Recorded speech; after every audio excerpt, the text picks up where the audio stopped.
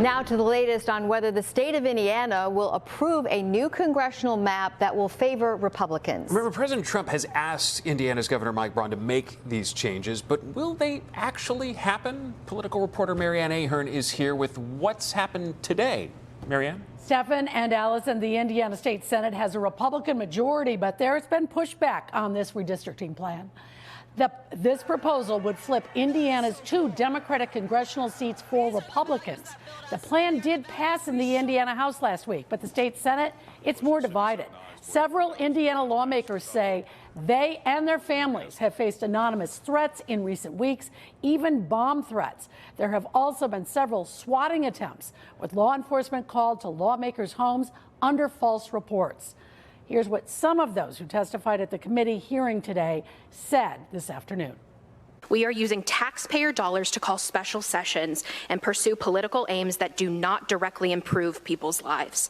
This contradiction is impossible to ignore. Our 2 Democratic congressmen voted twice to impeach President Trump. They also voted to raise everyone's taxes last summer. Imagine what a Speaker Jeffries or AOC would do with the gavel. A vote is not expected until Thursday. Governor J.B. Pritzker has said if Indiana redistricts, he'd consider doing the same in Illinois. Time is running out. Primaries are set for early next year. It would cause a lot of confusion here.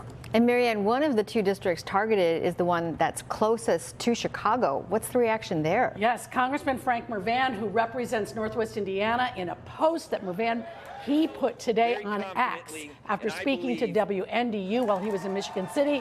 Mervan reacted. He is one of just 2 Democrats in Congress from Indiana with plans to redraw his district to make it more difficult for a Democrat to win re-election. I empathize for those state senators who had the courage to state their mind in saying that this is another divisional tactic and that we need to unify.